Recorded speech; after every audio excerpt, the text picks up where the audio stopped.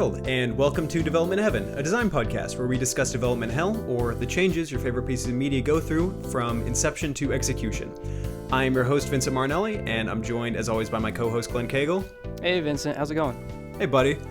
I'm fine. Didn't come up with an introduction this week. So I figured we could just I figured I'd introduce a new segment where I ask you how your week was without telling genuine concern. Yeah, just genuinely how your week was. No, that's the name of the segment, genuine concern. Yeah, so welcome to Genuine Concern, a segment where Glenn tells me how the last 2 weeks were for him without revealing where in the world we are right now. Okay. Actually, I had a really interesting couple weeks. I got my car stuck in a creek. Okay, why were you driving in a creek? It's kind of a long story. Do you want me to? I'll tell it, and if it's too long, we'll cut it out. Okay. I was over at a friend's house. We had a little bit of a get together, a pool party, summer kickoff, if you will, and everybody else there was a couple. And I didn't know this when I came there, but all the people who were singles canceled. And so I was like, all right, see ya. And so I left. So you had sex with your car. I had sex with my car. And so I left. And then on the way home, I just went the wrong way. I took a wrong turn. And then I was like, oh, hey, if I turn here, it'll put me right back on the highway where I need to be. And I'll barely have lost any time. And I was like, oh, perfect. So I turned onto that road, and it was okay at first. I mean, it's just a tiny little country road, a bunch of farms along it. And I'm like, how bad could it be? It's on the map. If it's on the map, it's got to be a traversable road, right? Yeah, definitely. That's kind of like a rule, I feel like. That's definitely a rule. Yeah, don't put it on the map if I can't drive on it. Dog. Anyway, I'm driving on the road, and every single driveway has a no trespassing sign on it. And there's and a dog chased me at one point. Anyway, the road gets narrow and narrower. So you continue to trespass. Rougher and rougher until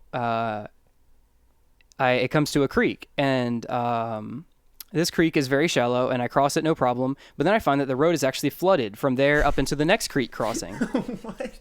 And I'm like, what's the worst that could happen? I drive. It's flooded 2 inches. And I drive along, and then I come up to the next creek crossing where somebody had obviously tried to fix it by putting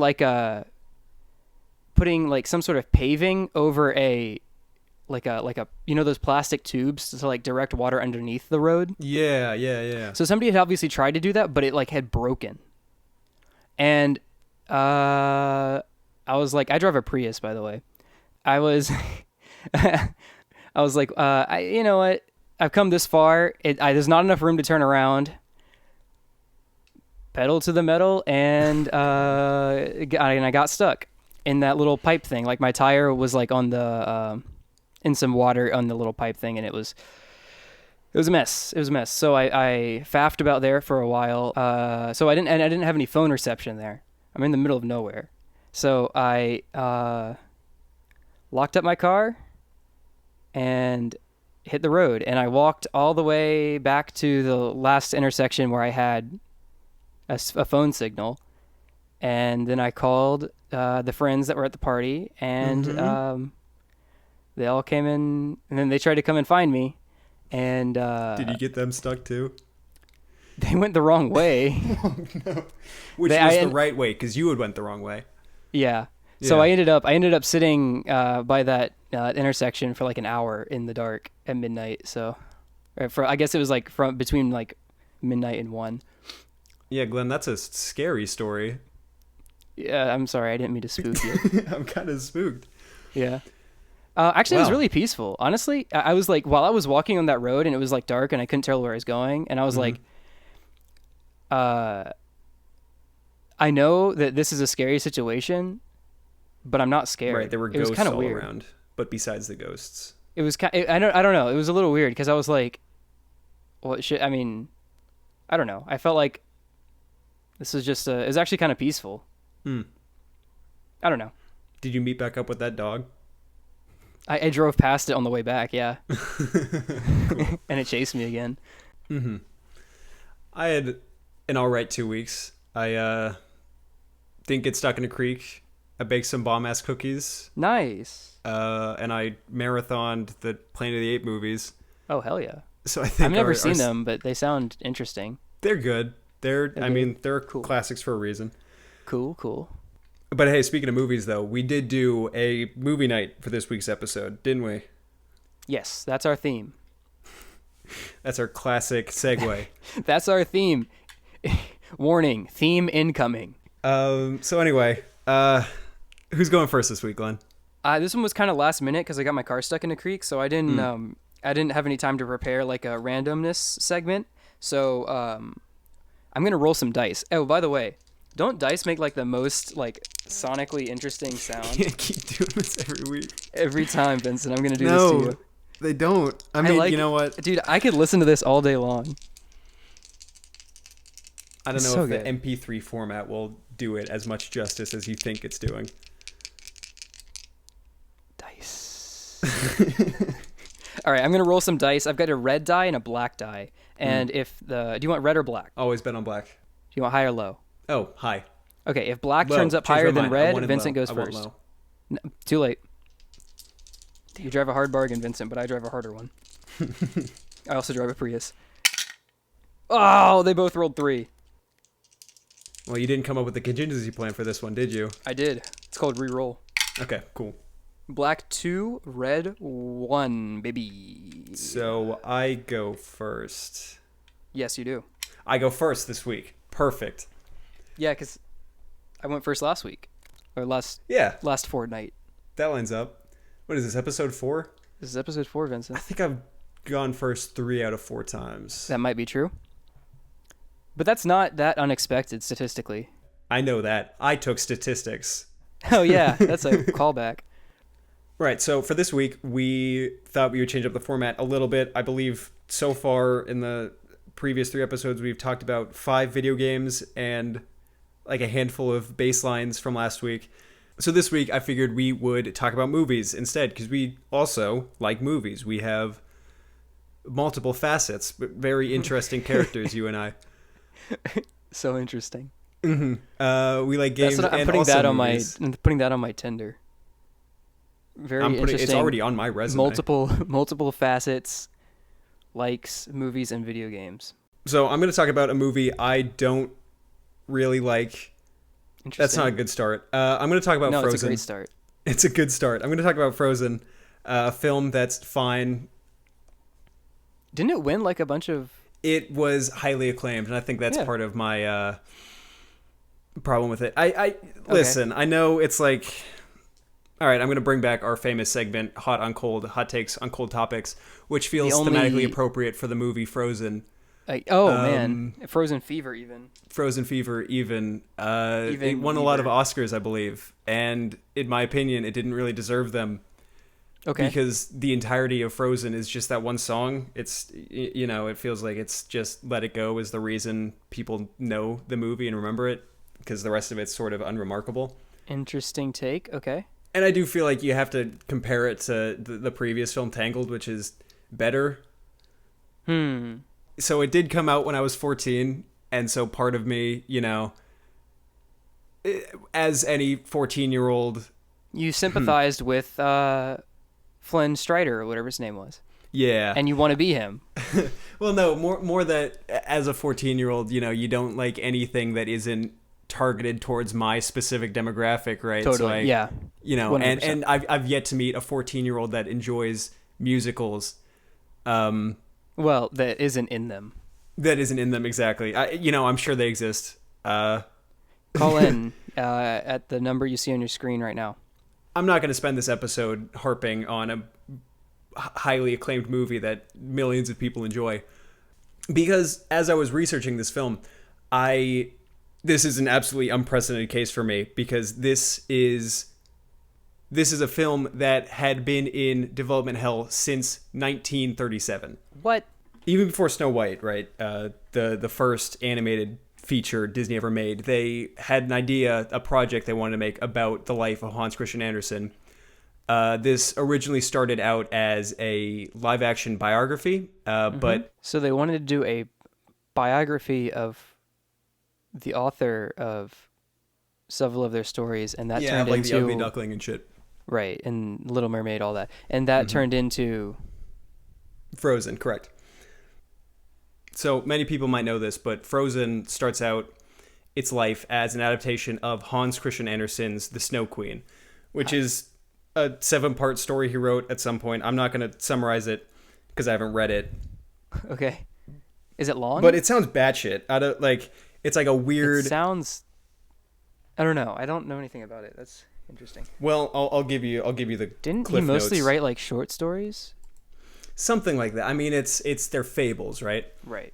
And they can be boiled down to, at least Snow Queen, right? It's a very basic good versus evil story where a little girl fights a Snow Queen. Okay. And like there's hobgoblins who turn people into ice or something. Mm-hmm. So even before Disney had made Snow White and the Seven Dwarfs, they wanted to make a project about the life of Hans Christian Andersen. This concept was originally going to be like a live-action biography, but after the success of Snow White, they wanted to turn it into like a series of short animated vignettes about a handful of his more famous stories, like The Ugly Duckling or The Little Mermaid or The Snow Queen. Sure. What's interesting about that is that it was specifically the Snow Queen that caused a hang-up on this project because they couldn't figure out how to make a story about a Snow Queen with that character relating to modern audiences, and so eventually that entire project was scrapped. What was it originally about that couldn't be translated into modern times? Do you know? Well, I think it boils down to that idea of this is a very basic story of good versus evil. Okay. And Disney wasn't sure how to write the Snow Queen as a compelling character. Was she the bad guy? Yes. I see. So... anti-heroes weren't really a thing at that point. No, she was straight up evil. She Gotcha. was the primary antagonist of the film. It was about the little girl being the hero. Yes. Okay. Anyway, it went through. Fast forward to the 90s. So, boom. Okay. Disney Renaissance. That's a jump. It's a big jump, right? I'm a little scared. But, they... that's the whole thing with the Disney Renaissance, right? Where Disney wasn't making animated movies anymore, and then they released... Was Little Mermaid the first one in the Disney Renaissance? I can't remember. I'm not sure. I would believe it. Either way, it did well. Yeah. And Little Mermaid being a Hans Christian Andersen story, it renewed interest in the animated Snow Queen adaptation. But Disney made Tarzan and like Treasure Planet instead, so the Disney Renaissance died before Snow Queen adaptation could be made. Right. So fast forward again, it's 2008, and the co-director of Tarzan, a guy named Chris Buck, gets another version of this Snow Queen story rolling again because I believe he worked on or at least he had seen the pre-production work done for the film in the 90s. There is like concept art online if you want to look for it, both for the like 1937 version as well as the 90s version. Okay. And in all of them, the Snow Queen still the villain, and they don't know how to make it work. This guy, Chris Buck, wanted his story to be more subversive about the definition of love. So he didn't want, like you were talking about earlier, not that classic true love kiss Disney thing. He wanted to make something other than that. The prince saves her by kissing her. Exactly. Even though she's asleep. This new project was titled Anna and the Snow Queen. Okay. Was her name Anna in the... I believe it was like Gendra, or Glad it started with Anna. a G, ended with an A, and it was not Anna. Glad they went with Anna. Gerda. Her name is Gerda. Yeah, it's not I'm sure it was a fine name when the book was written. What was Hans? Was he Danish? That's what his Wikipedia page said.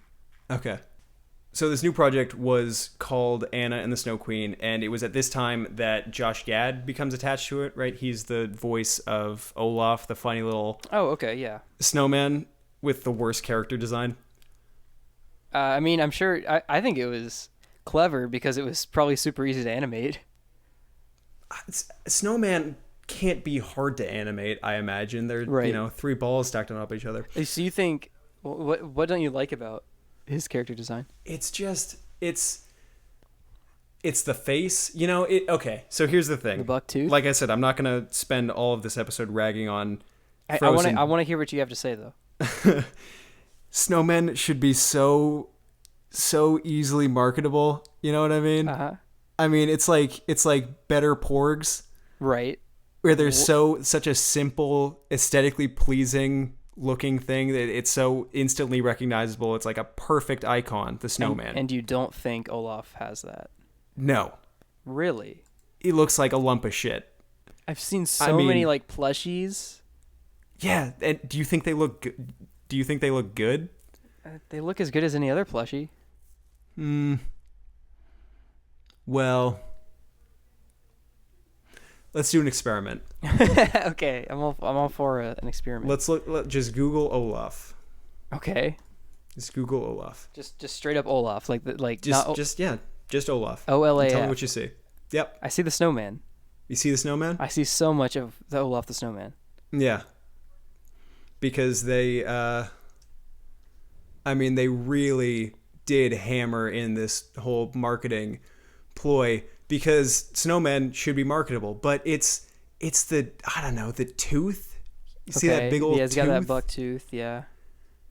And his weird like the shape of his head. I do have a gripe with it. Here's my gripe. His Tell me. eyes are like actual eyes.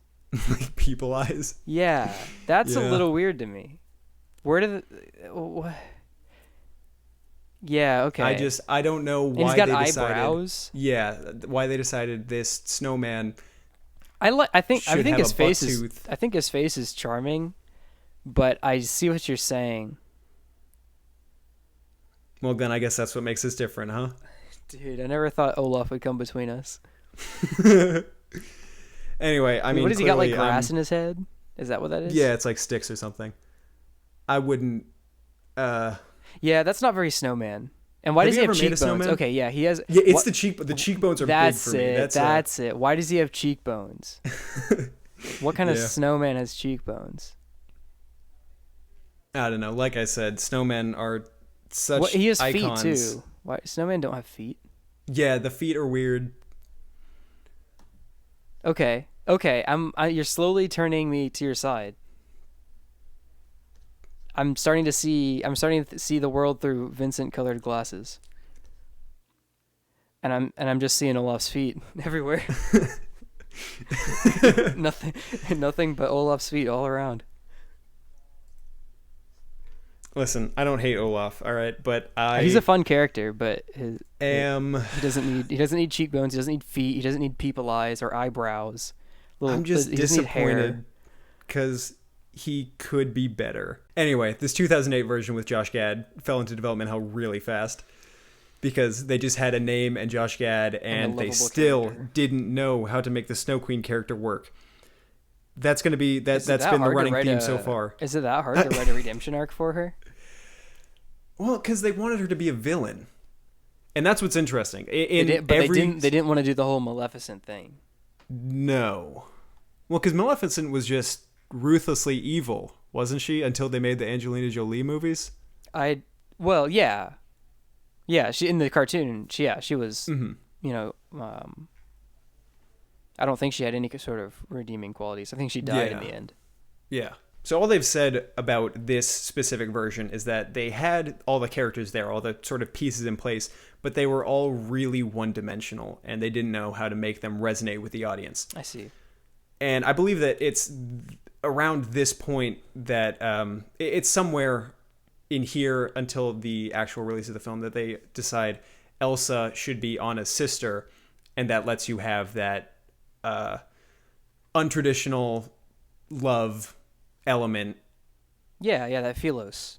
Yeah, creates a better sort of dynamic. Yeah. So fast forward one more time. It's 2011, and Tangled was a huge success. Disney did well in the 3D animated department, and so Disney makes an official announcement, like they do, of their coming slate of movies, and one of them is a 3D animated film titled Frozen. At this point in time, that's all they have. Nice. The writers, Disney does this all the time, like notoriously for the Marvel films, I believe. Well, they'll announce a slate of films without even directors so much as attached to them. But I think most studios do this. So they have they have this deadline of this is a film that'll come out in 2013. Now get on it, and they have the production team take care of everything else. That's wild. So of the original story, this is what we know. Anna isn't royalty. Elsa is a self-proclaimed ice queen, and she's just completely evil. Okay. And they are the sort of two clashing forces in the film. Okay. Fire Eventually, and ice. Yeah. Eventually, it's decided that the two should be sisters, right? Because that would help with the love narrative. But all they have of that so far is this hook from the story about people's hearts freezing. But they don't know what to do with that. Does that happen in the final movie? I don't remember that. Yes, to an extent. I think Anna freezes in the end. And Kristoff saves her with a kiss? No, so... Disney. No, in the film, there is a prophecy that Anna's heart will freeze and that love has to save her, and so they think it's Hans, right? But then it's her sister's love, right? And so that completes the arc. Anyway, in this original story, during this period of, ideas are bouncing around and nobody's sure what the final story is going to be, classic Disney. It's sort of like Crunch, like we were talking about last week. Yeah. Everyone's on just this time limit. Get this done. They have these ideas bouncing around like it's Elsa's heart who freezes. So she cuts herself off from all love, and because of that, she's this antagonist. Or it's Hans' heart that freezes, so he fulfills this prophecy of destroying the city of. So he sacrifices kingdom. himself. No, he becomes like the twist villain. At that point in the script, he's the villain. I don't know. Weird.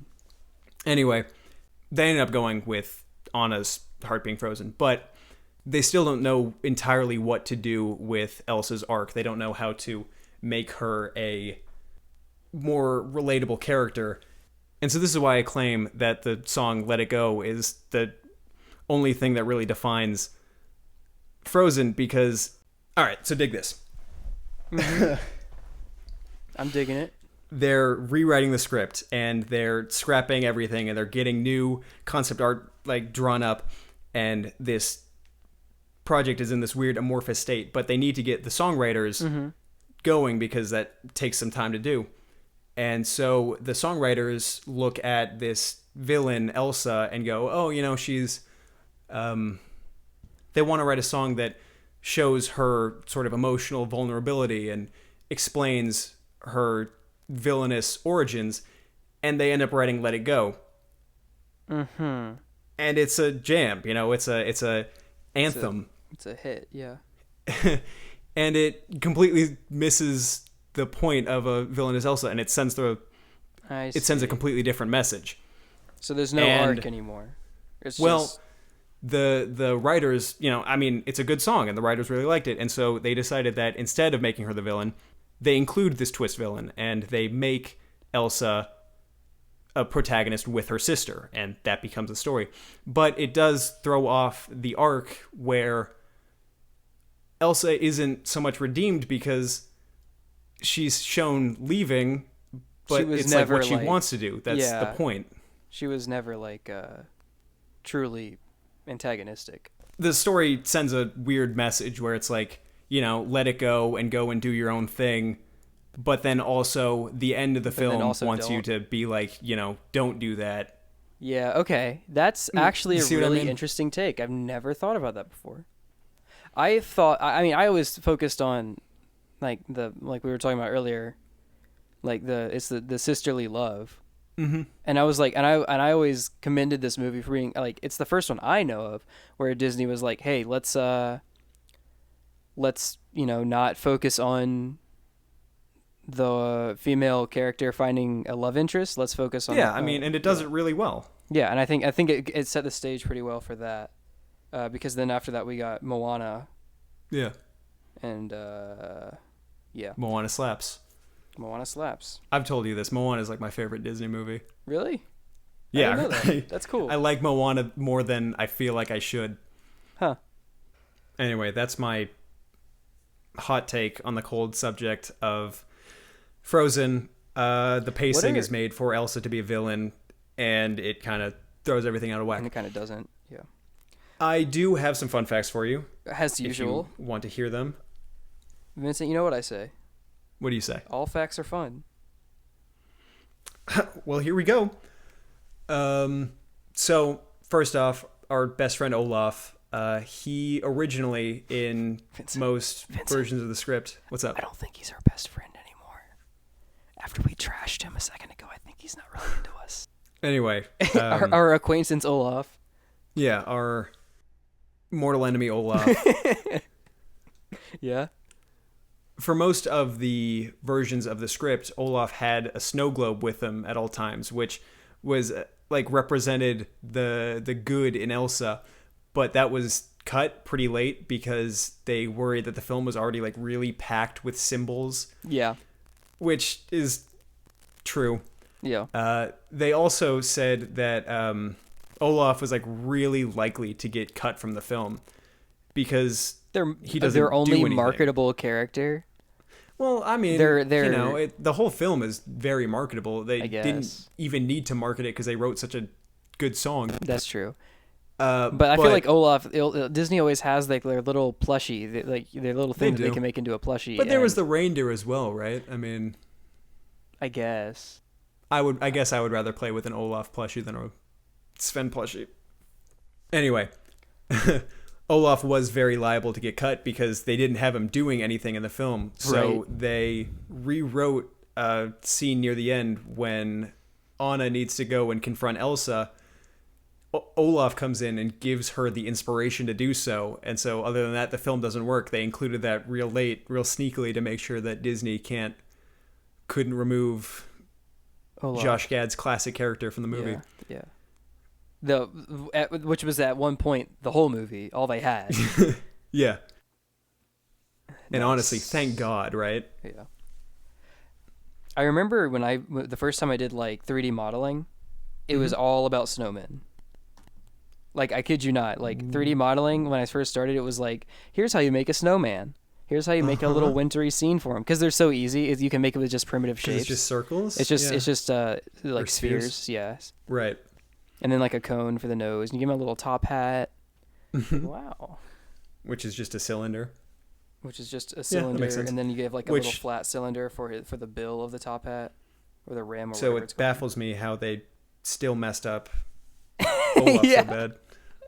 Dude, they should have just used my my project that I like made, and when I was like really young, before they had a game design category at the state tech fair that I always went to as a kid.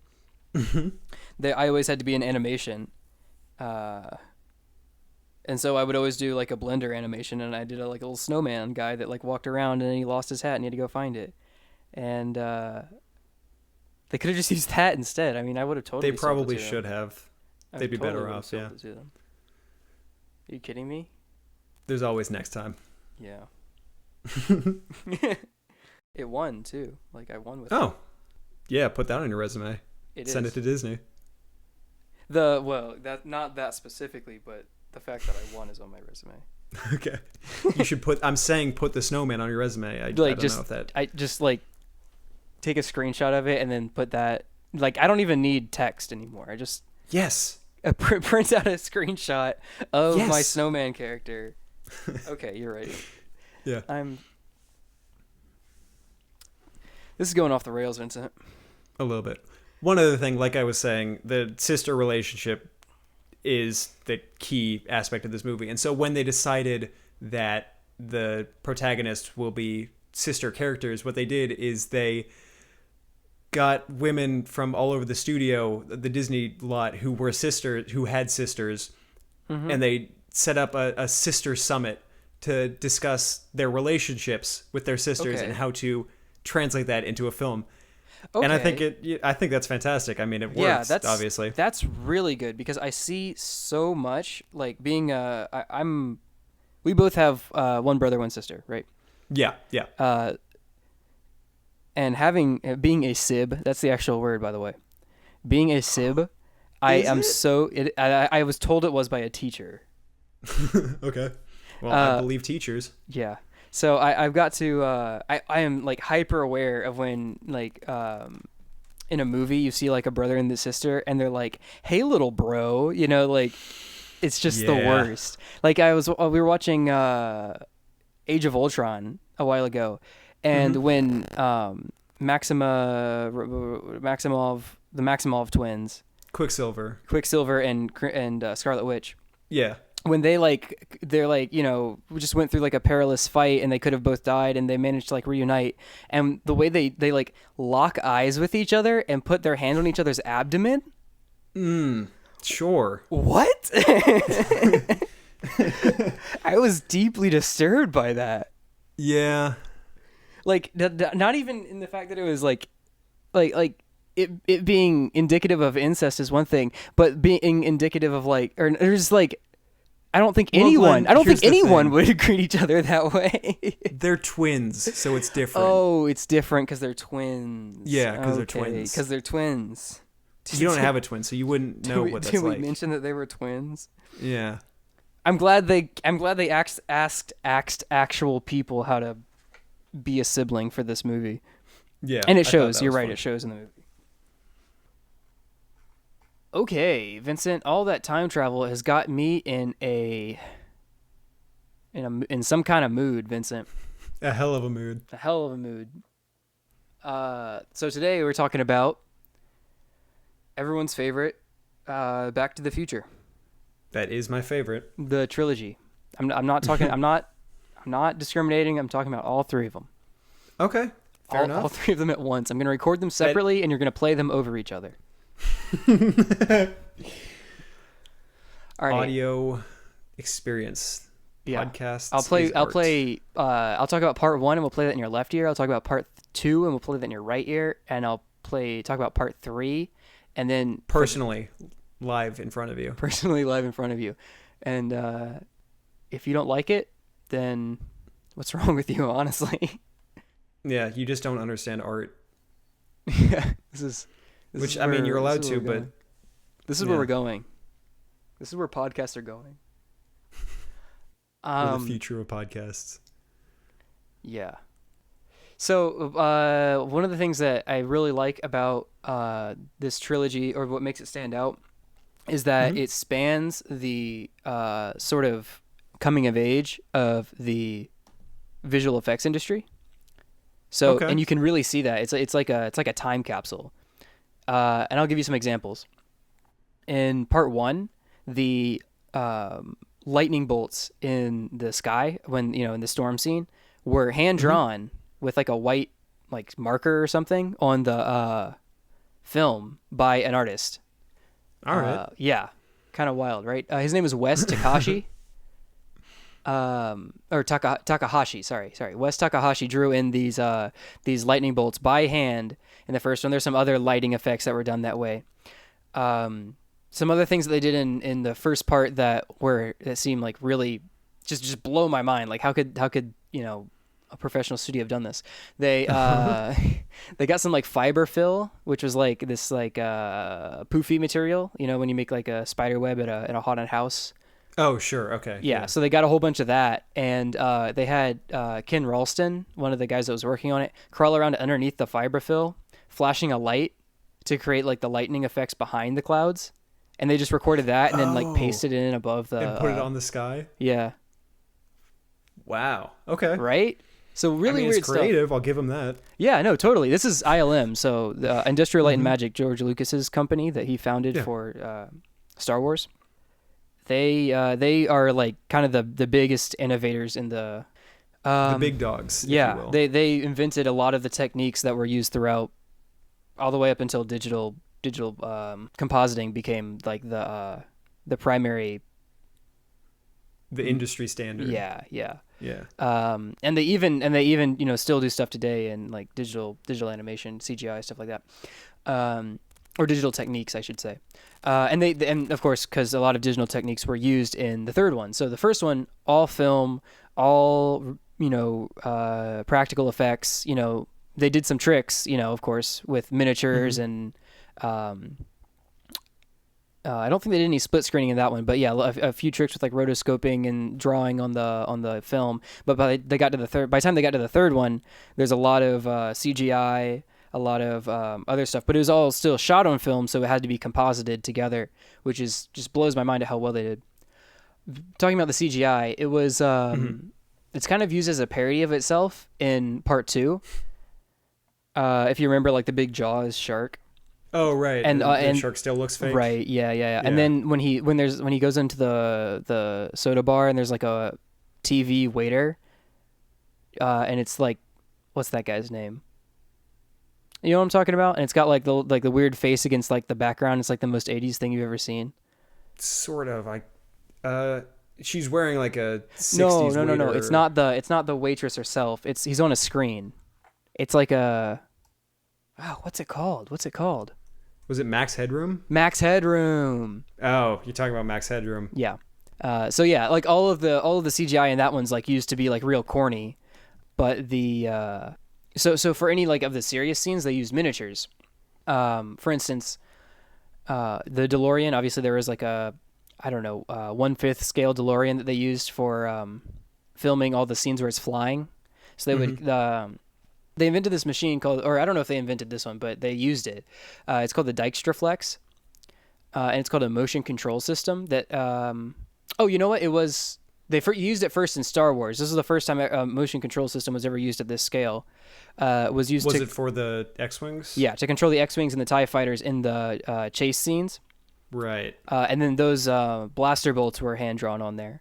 In Star Wars. Yeah, so that's really cool. They just and the way the Dijkstraflex works is it's just got the miniature on the end of an arm, and you pilot that around in front of a blue screen, and then you have a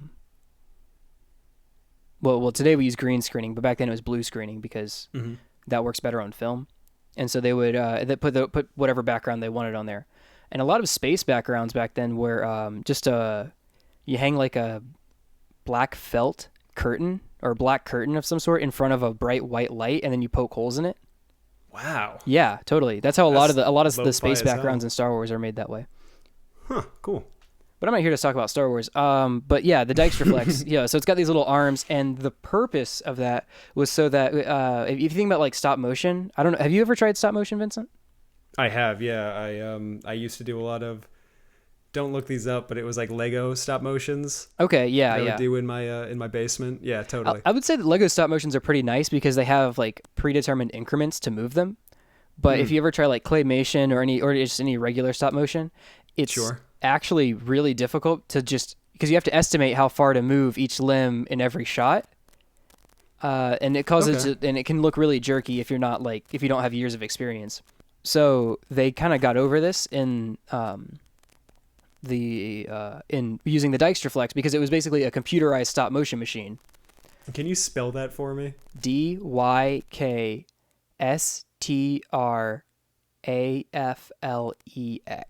There it is. Okay. Yeah, so it's basically a computerized, I should say automated stop motion machine. So on the end of an arm, you'd have your miniature it would move that by a certain increment every frame, and then it would move the camera automatically for pans and things like that, and it would take a picture and it kind of streamlined the whole process. You had to program the camera moves and the movements of the miniatures ahead of time. Right. Yeah, so they popularized that with Star Wars, and then they used it again in Back to the Future with the flying cars and such. With the flying DeLorean, yeah. And then the other major benefit of that, besides it, making the movement smooth, is that you can take multiple passes. So obviously in if I were to film humans moving around, in a scene, and I did it and I shot it multiple times, it would be really hard to. Oh, I just have to hide it with a cut. If something changes from scene to scene, I have to hide it with a cut. So I have to cut to somebody's face or cut to something else and then cut back. Yeah. You know what I mean? I do. But if I use a computerized camera movements and computerized movements of objects, then I can ensure that it's the same every time. So I can take multiple passes of the same sequence and be sure that they'll line up exactly. Like if I were to, line up the pieces of film and hold them up to the light, they would line up exactly because it's all done by a computer. So, Yeah. And the major benefit of this is that since the DeLorean is highly reflective, it's like it's got like this mirrored surface on it. It would actually reflect the blue screen that they were shooting against, which is no good because it would make it appear a little bit transparent. And Sure. so to combat this, one thing that they could do is shoot high contrast shots with a against a white background, and so it kind of just washes out the DeLorean and makes it look black, just solid silhouette. And so they would film that one, and then they would film another shot against a black background with the right lighting to get the DeLorean exactly how they wanted, and then they would film the main shot against blue with all of its bleeding over blue reflection and all that. And so they would use the blue one for compositing, and then they would use the high contrast, silhouette shot as a mask to mask that beauty shot with all the lights, the way they wanted it to look. They would use that, they would mask that onto the DeLorean in the final shot.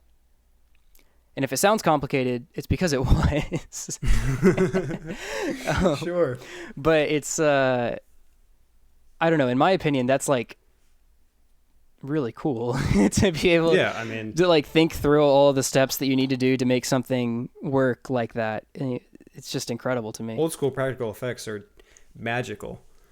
And industrial. Nice. And lit. Yeah. Got him. Yeah, so the Dijksterflex made all of that possible because the shots would be ensured to line up.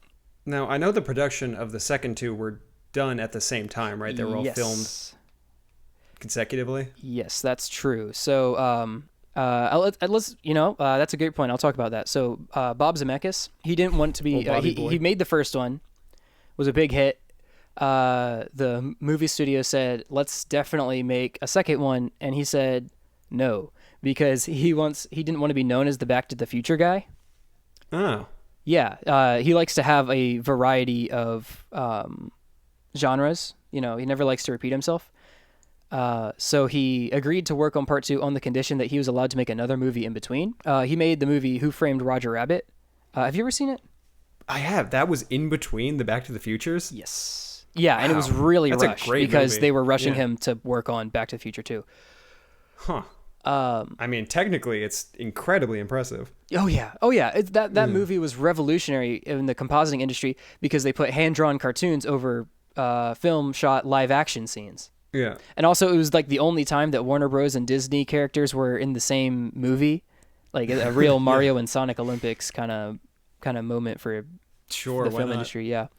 Yeah. So he was rushed through that, and then he was working on 2 and 3 at the same time. So he supervised the post-processing for part 2 in Burbank while shooting part 3 in whatever town that they shot it in, like Old West looking town.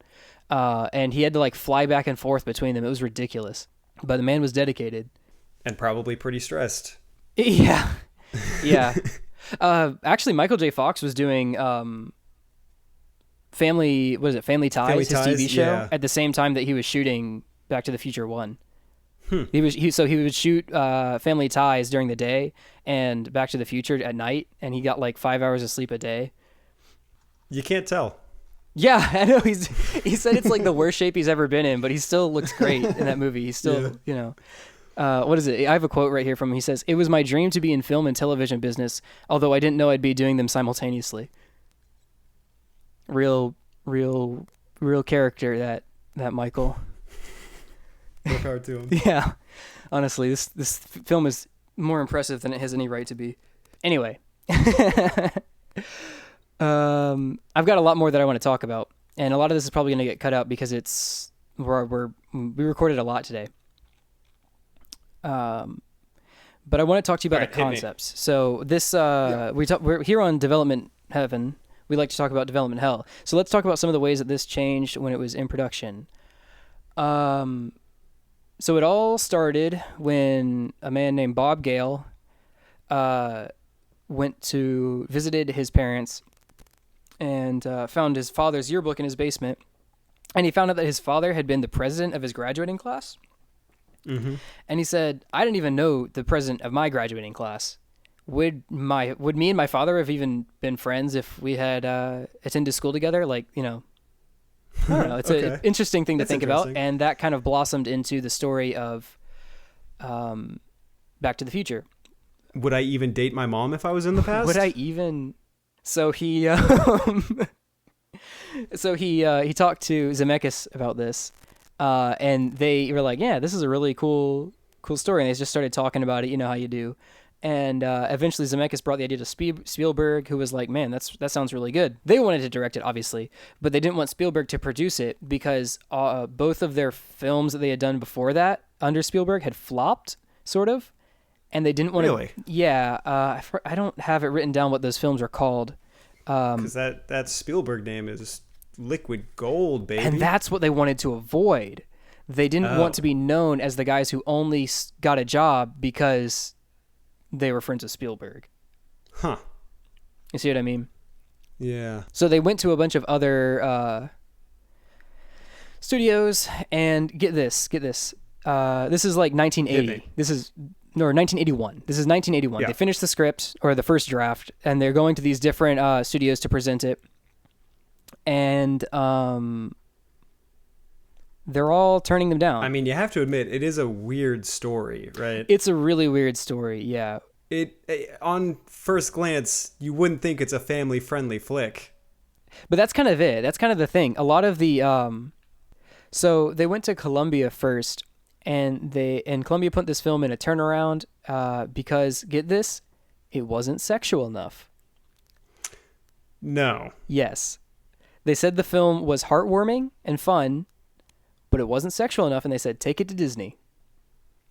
Glenn, that sucks. Right? So between 1981 and 85, nearly every major film studio in the industry at the time rejected the script because, well, teen films at the time were supposed to be risque. Think Rat Pack. They're supposed to be about rebellion. And I guess, 81 to 85, that's what's going on. So I'm shocked right now. they didn't really and since the Back to the Future wasn't really about any of that, it was really more about family, and it was a really wholesome movie. Yeah, if you think about it. That's just not what people wanted to hear at that point. So yeah, they spent 4 years trying to get the film published or produced. Finally, they went to Disney. They were reluctant to, but finally they went to Disney, and Disney rejected it because they did not want the Disney name tarnished by incest. Sometimes Disney...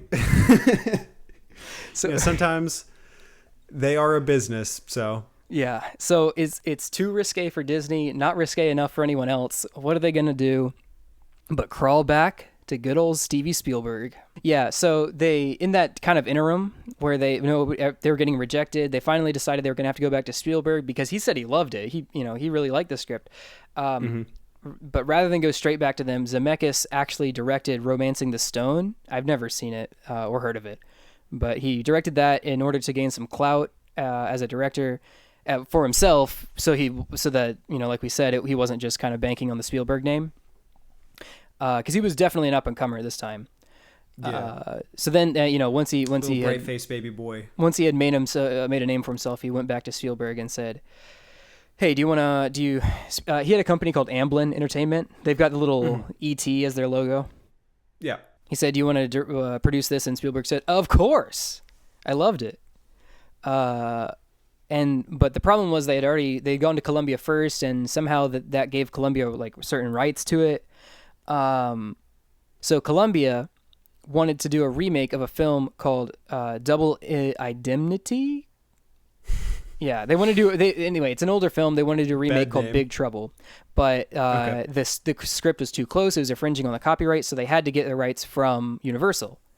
And so the only reason Columbia gave up their rights to Back to the Future was, to get the rights for Big Trouble. They did a little swapsies. Amblin has Back to the Future now. They're ready to go, and they start finalizing their changes. It's 1984, I think. Finally, so they've got this guy, what's his name? Scheinberg. I think he's one of the co-producers. And he's putting in his 2 cents. Vincent, get this. Einstein Tell me. was originally a chimpanzee. Doc Brown was supposed to have a pet chimpanzee.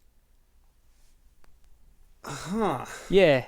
And Scheinberg said, what the hell? No, it's a dog. Make it a dog. No, please make it a dog.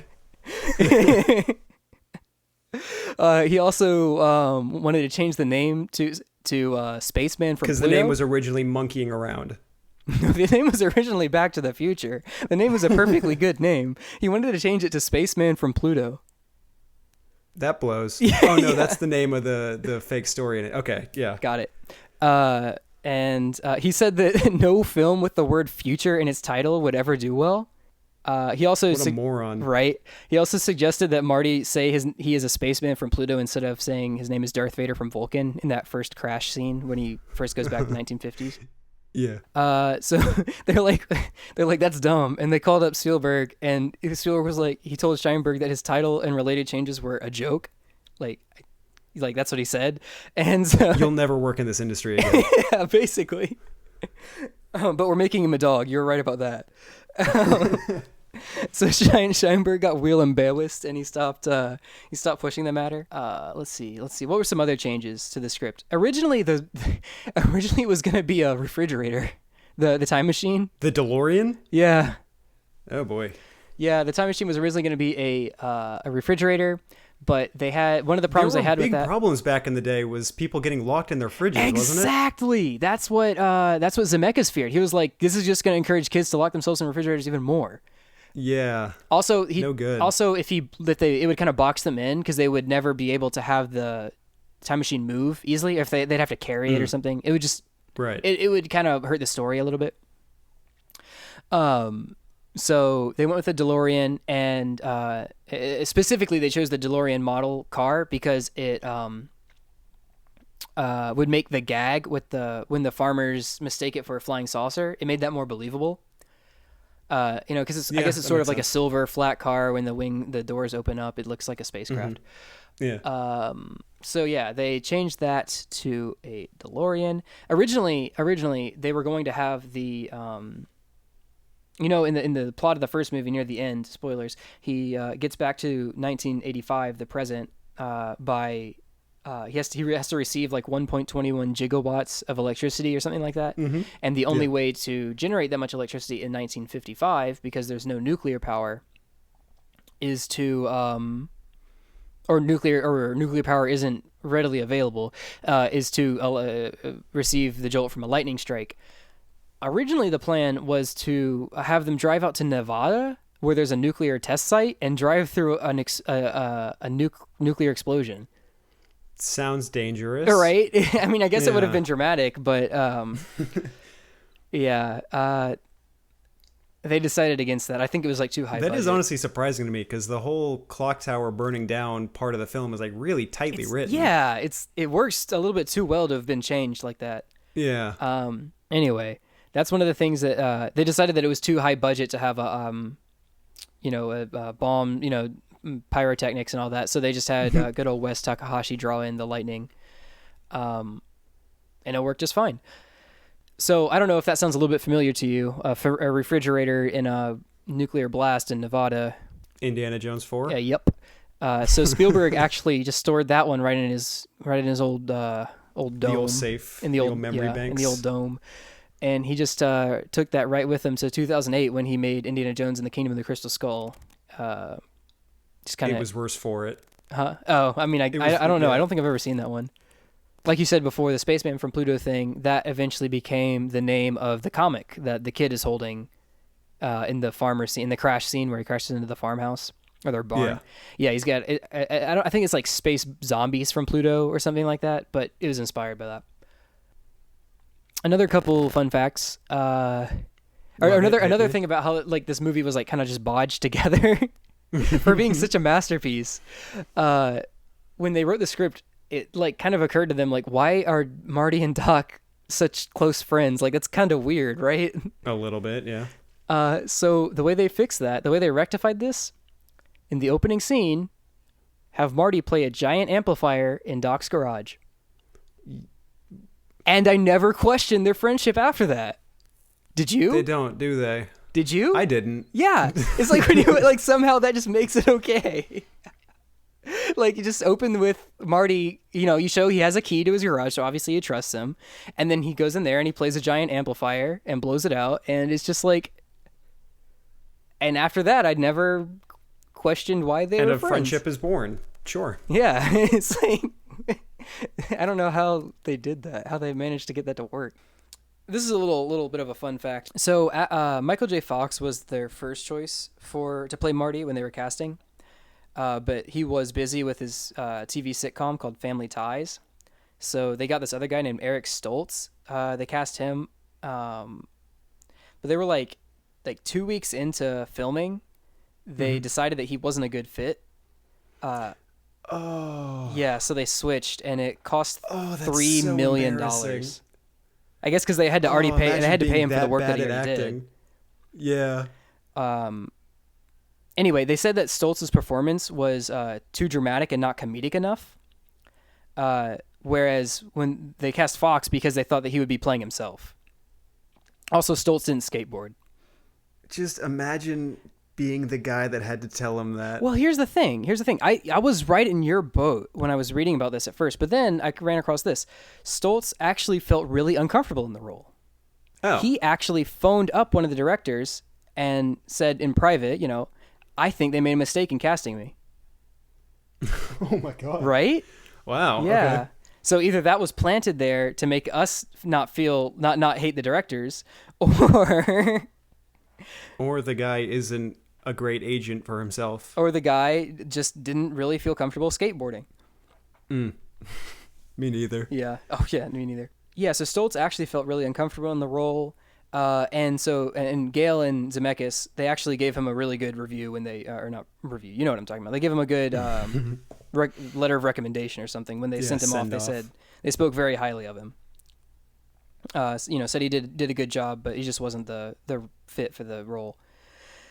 So it was actually kind of a happy coincidence that happened around the same time that Michael J. Fox's partner in crime on the show Family Ties, her name was something like Baxter, the actress that also starred on the show. She had been on maternity leave, and so they were like, we can't have Michael J. Fox leave because he's the only thing holding the show together.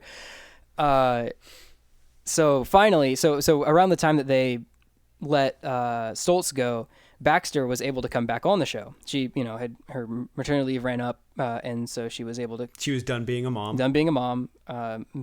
And so she came back on the show, and now, and that freed up Michael J. Fox to. I guess he's not in as many scenes. I don't know. So he's able to spend a lot more time working on movies instead of TV. Yeah. But he's still filming both at the same time, which is ridiculous. And they had this weird contract where if there was ever a conflict between Family Ties and Back to the Future, then Family Ties would get him, because that was like his. Oh yeah, Family Ties had the priority. I think I've heard about that. So they were, so they had to film all of the outdoor shots on the weekends, because Family Ties took them every day, all day. So so all the indoor shots are shot at night. And all of the outdoor shots that they had to shoot during the day had to be on weekends when he wasn't working for Family Ties. Nuts. Yeah. I'm getting tired thinking about it. Yeah, it's bad. But get this. Michael J. Fox is only 5'5", so that screwed with everything when they switched to him. They had to recast Jennifer because the actress was taller than him. Oh no. Yeah. So okay, so that's the one. Meeting I wouldn't want to be in. Imagine you're too tall. Leave. Oh. I guess they weren't going to put Fox. Yeah, because the sneakers are a big part, so they couldn't put him in heels.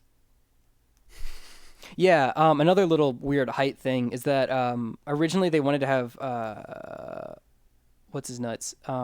They wanted to have J.J. Cohen play Biff, but he wasn't physically imposing enough. He wasn't like.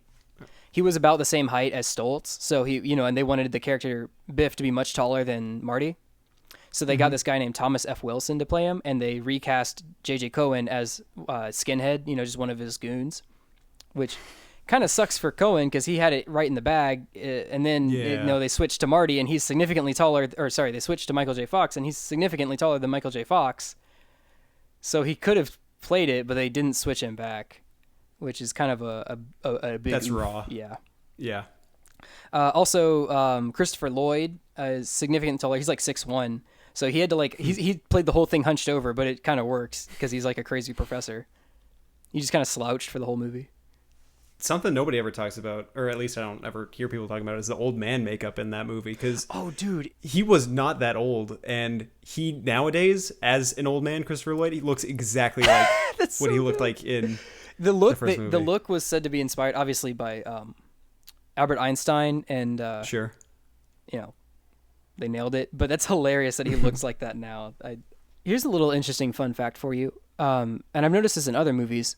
They filmed the 1950s scenes first, and they manicured the set, the town that they were using, which wasn't a real town. It was totally a prop town.